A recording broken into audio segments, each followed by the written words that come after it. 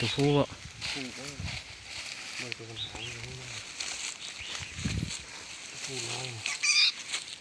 บนวีนไหมวีนดำในตัวแม่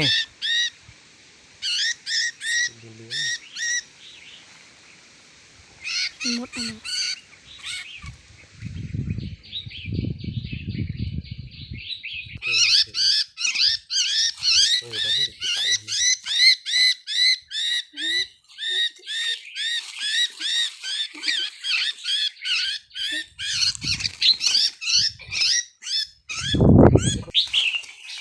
เนี่ยทุกคนบักเทิกถือเนี่ยถือชัด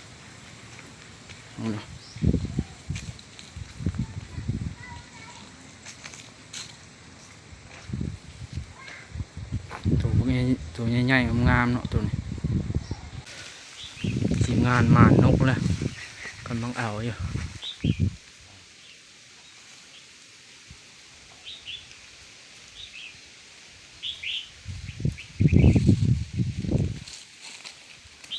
มาแล้ว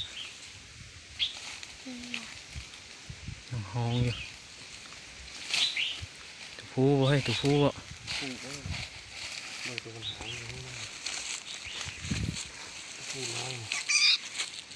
บนวีนไหมวีนดำในตัวแม่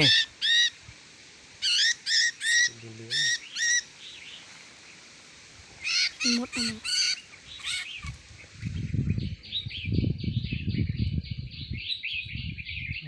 นกหลง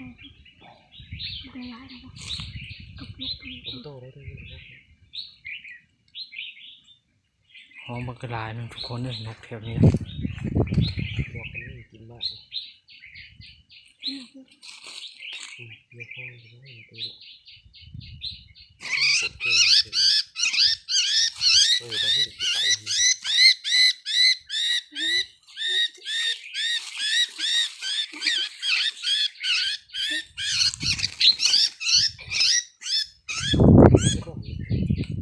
เขาโกยเลยดูว่าเดี๋ยวจะโกยนะนี่หานกมันก็นกอะไร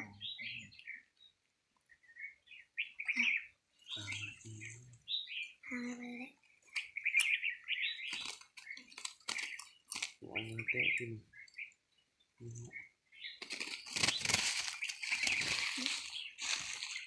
นี่ก็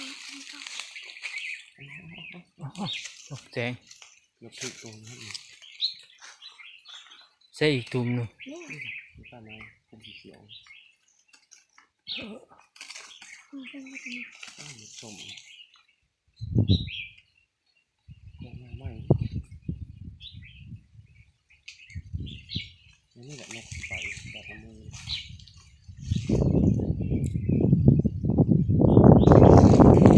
ขึ้นมาอีกเนาะ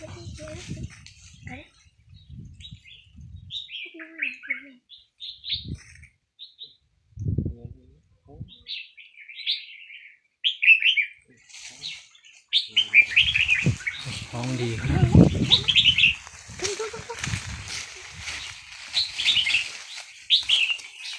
เนี่ยทุกคนบักเทิกถือเนี่ยถือชาหลายเนาะเป็นลีไปจอดอีกก่อนทุกคนนกละมาเนาะทุกคนเนาะหลังจากต่อนกกินท้องมกพักใส่ปลาน้อยพอบุตายเป็นอะไรเฮ้ยจ้างอยู่เนาะ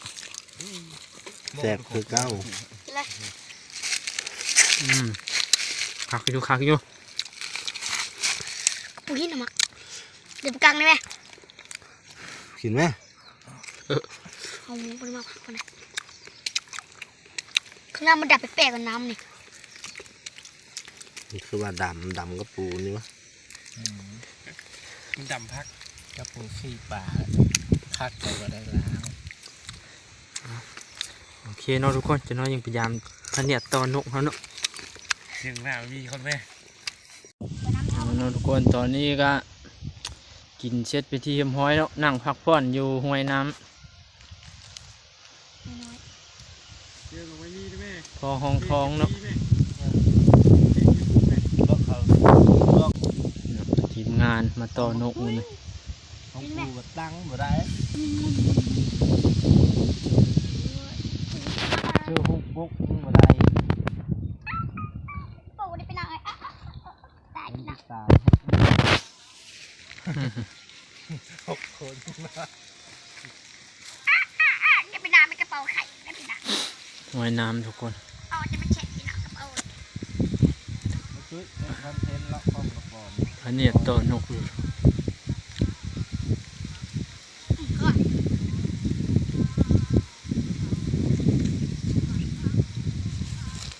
ใจเราจะมาลุกขึ้นไปอีกแล้ว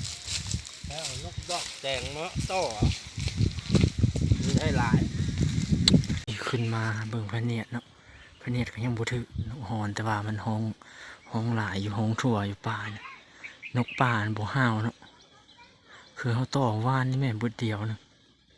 ได้แล้วอันนี้นกห้องจนเมื่อยเลยนกป่าบ่กล้าเข้าปานใดนกป่ามันบ่ห้าวเนาะ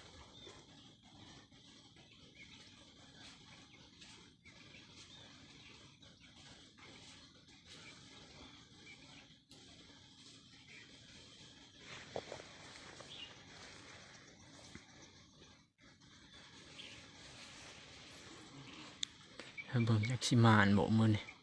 ทีมงานเฮามาตัวหนึ่งแล้วเนาะ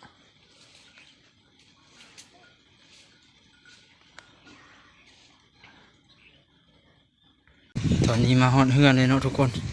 ตัวนกกับหมูมานมื้อนี้พัดลมแห้งโพดมาเบิ่งนกเฮาได้เมื่อวานนี่ก่อน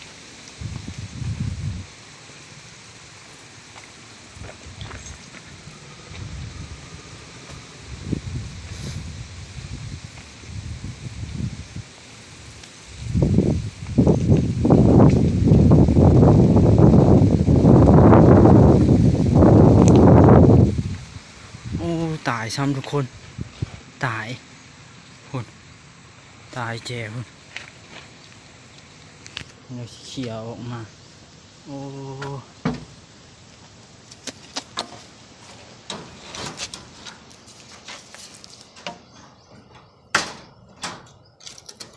ตายซ้ำเนาะ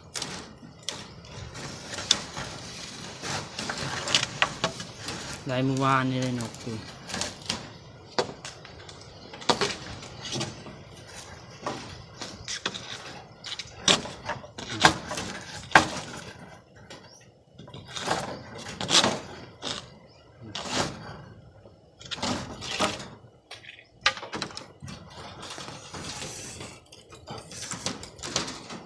แล้วทุกคนเลย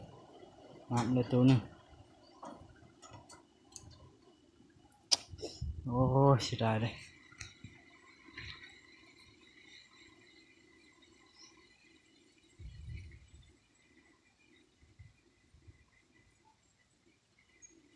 มาเลยตัวหนึงมาเบิ่งของนี่ดูของนี่ยังจิกโต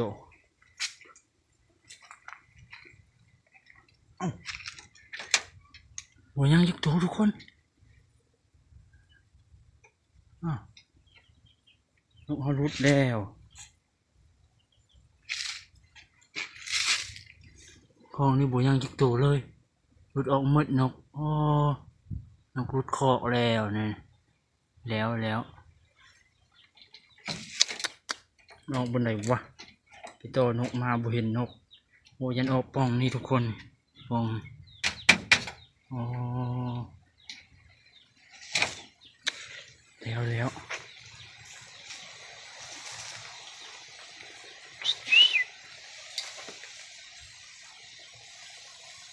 นกก็มาตายตัวหนึ่งซัก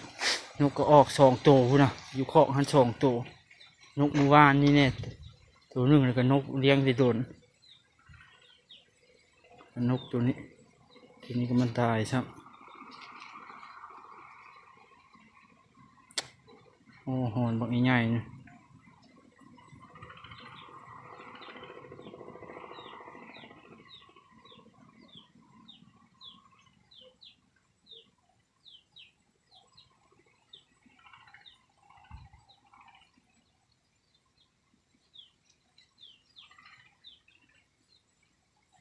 โอ้เสียดายเลยเนาะทุกคนนี่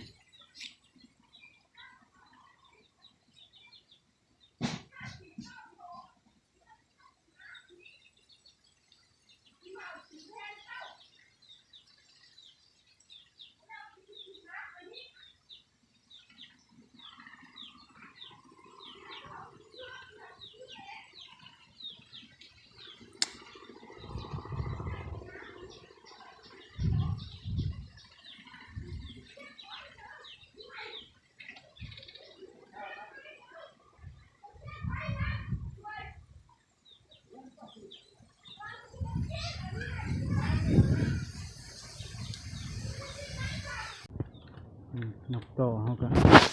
มาหดเฮือนเลยทุกคนเอ้ยโอ้ยนกก็หนีหมดนกออกคอกหนีหมดตายตัวหนึงเสียดายสักหน่อยเนี่ยตัวตายก็ไปหาอาบน้ำอาบในก่อนบัดนี้นกก็ตาย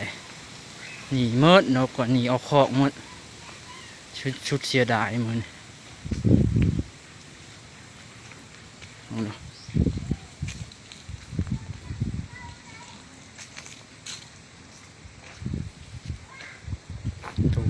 ตัวใหญ่ๆงามๆเนาะตัวนี้